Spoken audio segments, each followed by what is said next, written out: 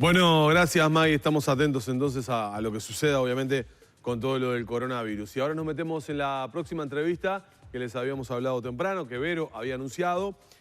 Como decíamos, Ángel Gabriel Pistón, imputado por el femicidio de Micaela Honrubio, fue encontrado ahorcado ayer en su celda del EPS con CAR. Lo noticiábamos en la mañana.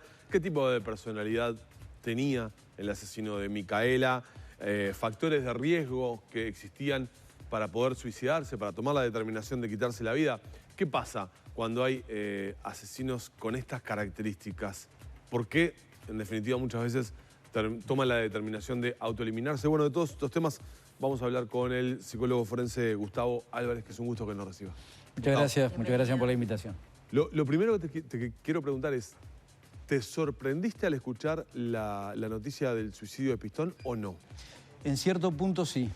¿Y por qué? Porque en cierta manera, yo siempre aclaro cuando hablo en los medios de que uno habla, para ser serio, técnicamente uno habla desde los recortes de prensa y de la información de prensa que se ha venido brindando. Sin tener acceso a la carpeta investigativa y al expediente judicial. Y vale la pena recalcar eso. De todas maneras, el perfil que se brindaba acerca del modus operandi, de cómo cometió el delito, presuntamente, porque no fue juzgado, cómo cometió el delito, el postdelito, el eco afectivo, daría cuenta de una personalidad con rasgos muy esquizoides, que es como muy retraído de la sociedad, sin contacto social, pero con una carga de narcisismo y eventual psicopatía bastante importante.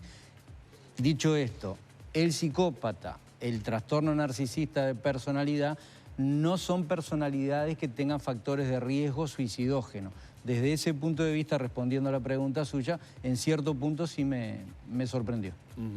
Ayer, cuando se conoció la noticia, bueno, las redes sociales explotaron, ¿no? Uno decía, lo mató la culpa, no quería encarar el juicio que comenzaba en 8 días y enfrentar una imputación de 45 años de prisión como se pedía.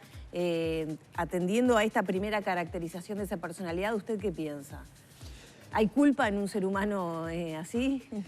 De ratificar una estructura, un modo de ser, porque la psicopatía no es una enfermedad, también cabe la precisión, es una manera de ser en el mundo que tiene connotaciones biológicas, que después si quieren explicamos, o a predominio biológico, tratándose y ratificándose de una estructura, de un modo de ser psicopático, no cabe la culpa. Hay una imposibilidad intrínseca de sentir culpa, de sentir remordimiento, pueden fingir la culpa y pueden fingir el remordimiento, pero siempre en búsqueda de un beneficio secundario. O sea que desde ese punto de vista no es viable o no es probable un suicidio por culpa.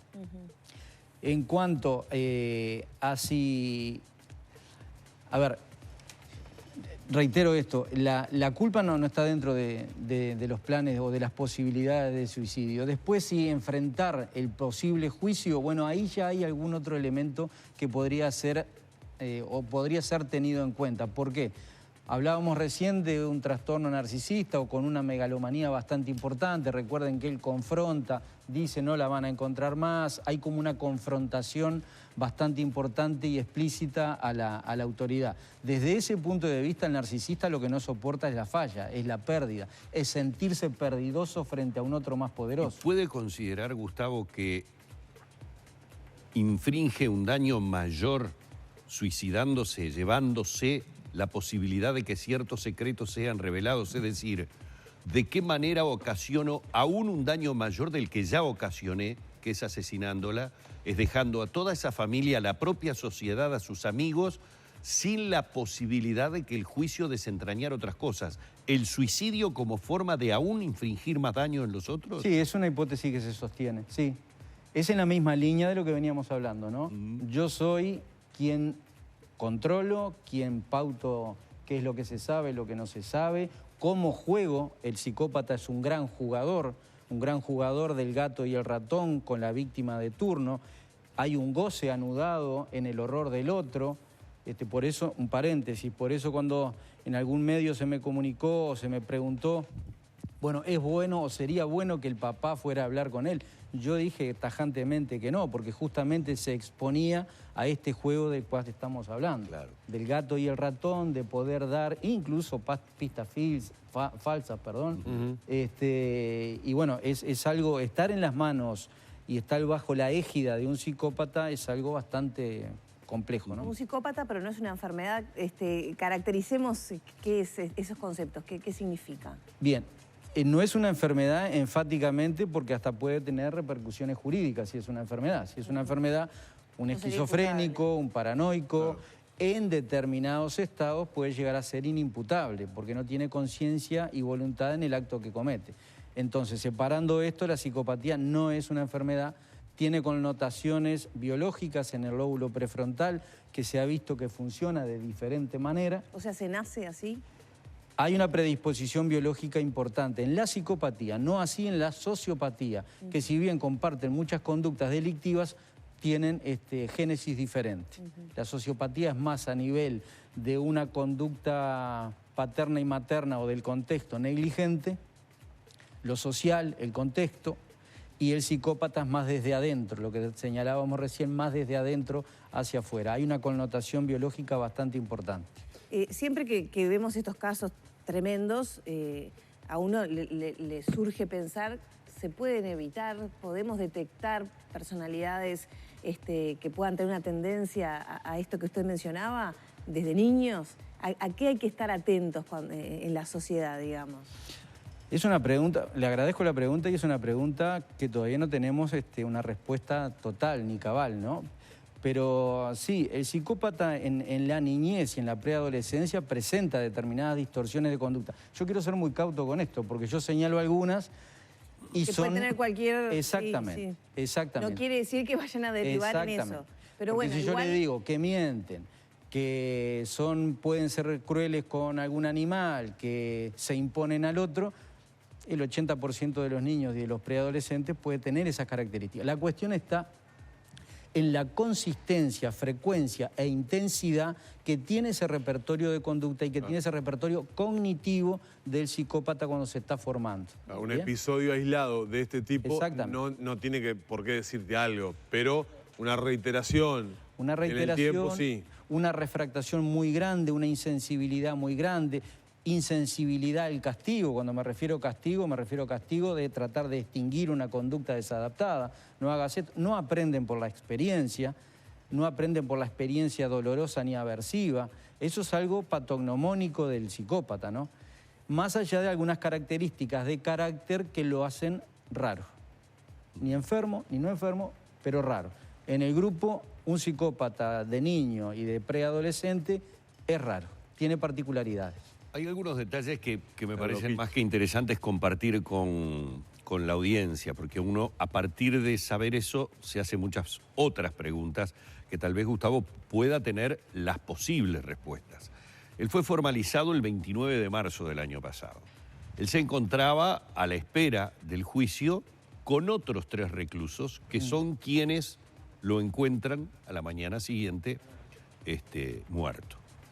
Evidentemente uno debe suponer que la celda en la que se encontraban los 4 no debe ser muy grande. Es decir, debe haber, si hemos estado hablando siempre en forma permanente del estado de hacinamiento que tienen nuestras cárceles, imagino yo que era un nivel de convivencia evidentemente muy cercano. ¿Es posible que ninguno de los otros 3 reclusos haya intuido, imaginado o hasta escuchado de parte del propio Pistón sus intenciones de suicidarse? ¿Cuál es el trabajo que la autoridad, en este caso, que debe velar también por la seguridad del recluso, debe realizar en el seguimiento del estado mental o emocional que está teniendo esa persona durante su tiempo de reclusión?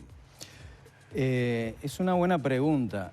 El hacinamiento en las cárceles nuestras es algo palmario, es evidente. Si bien se ha mejorado un poco, vale la pena decirlo, sigue habiendo un nivel de hacinamiento bastante importante, ¿no?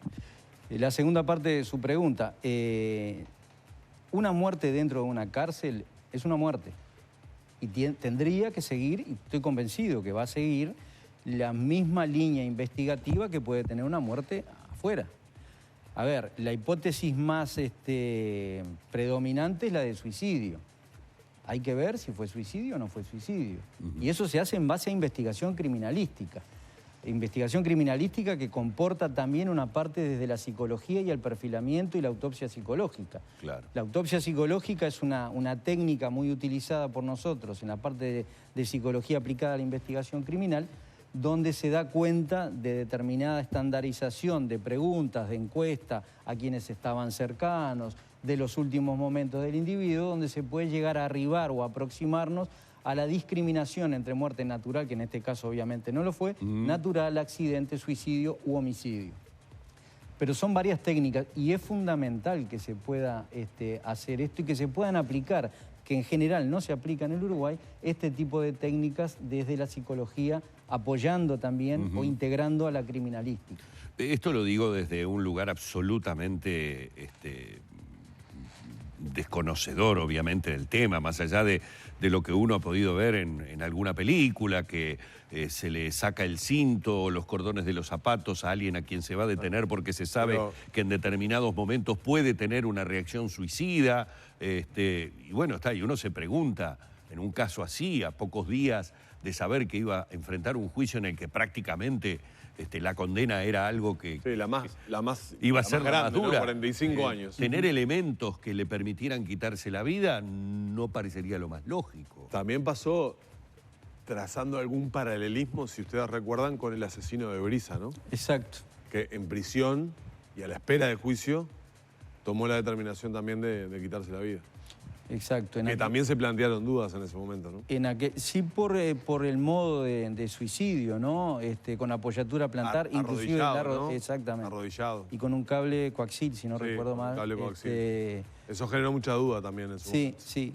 Pero de todas maneras, reitero, cualquier muerte dentro o fuera de la cárcel tiene que ser investigada, sin lugar a dudas. En cuanto a los factores o los puntos de riesgo dentro de un recluso, y bueno, eso está estudiado también.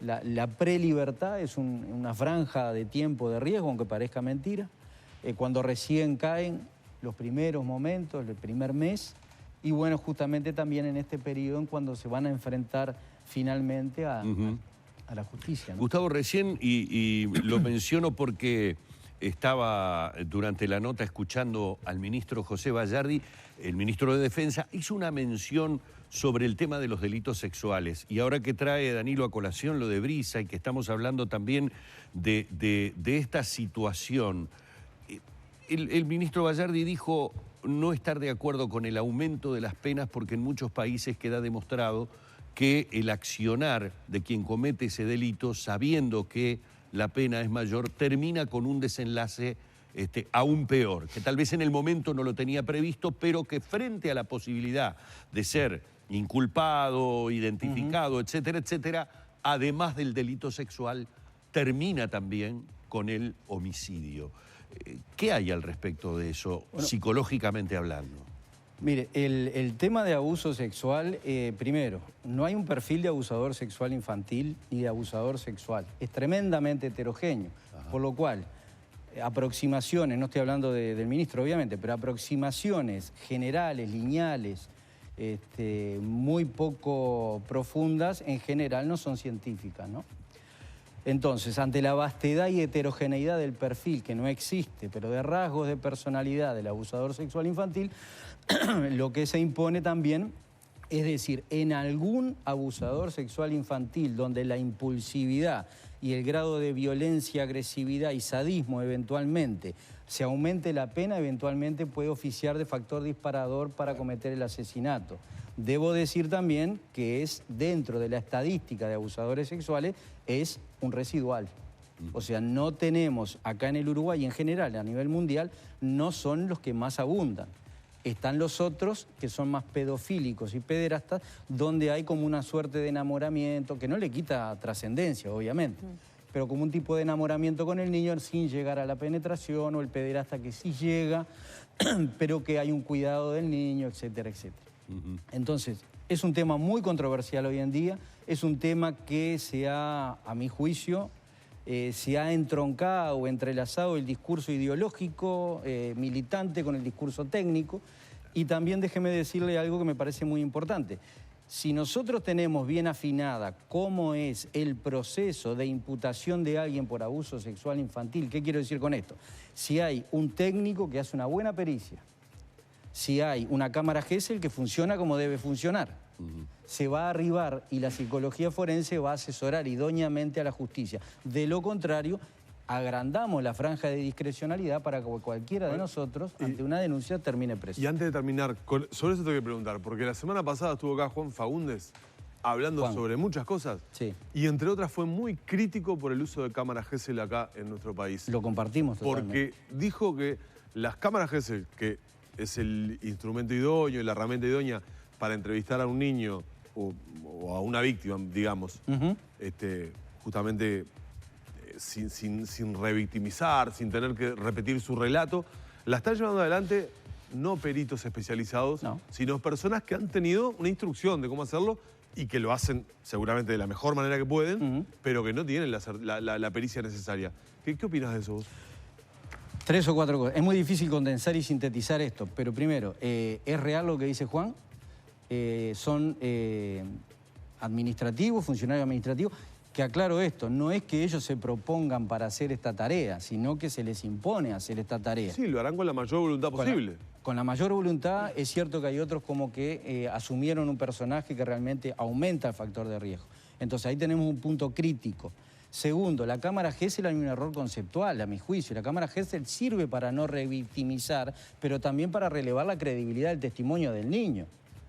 Entonces son 2 los objetivos que tiene la cámara Gesell. No es que los niños solo nunca mienten, dijo ayer Teresa Herrera acá. No, científicamente y técnicamente está comprobado, Echeburúa, Finkelhor, pero han habido activistas de organismos feministas que han dicho que entre un 7, un 9, un 10% son denuncias falsas. Pero la literatura internacional habla también de esto. Porque, a ver, hagamos el razonamiento por la inversa, dicho con mucho respeto. Si los niños nunca mienten, entonces no le paguemos ni al fiscal ni al juez. Le preguntamos al niño y ya está. Bueno, pero un niño pequeño que nunca se enfrentó, en una vida normal, nunca se enfrentó a determinadas acciones sexuales, que las narre, habla de que las vivió, si no, ¿cómo se le ocurren? No hay memorias implantadas.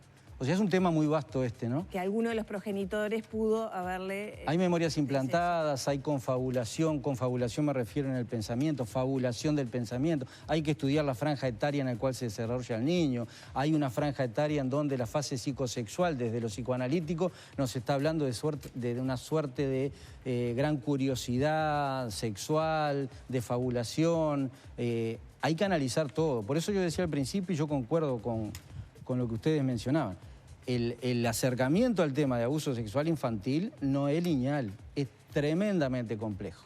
Y cuando desvirtuamos alguna herramienta que es tremendamente útil, nadie discute que la cámara Gesell sirve a los efectos de no revictimizar al niño.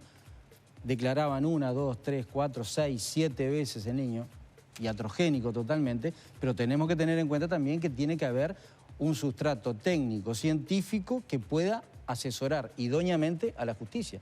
Si no le estamos errando, estamos haciendo una herramienta que aumenta la posibilidad de cometer injusticia en lugar de justicia. Bueno, vamos a agradecerle una vez más al psicólogo forense Gustavo Álvarez estos minutos en la mañana de Arriba Gente, nada mejor que acercarse a palabra autorizada en estos temas. Muchísimas gracias. No, gracias a ustedes, muy amable. Bueno, y nos vamos yendo a la pausa, creo, estamos ya en las 9:36. Mire la temperatura, 25 grados a esta hora, ya venimos.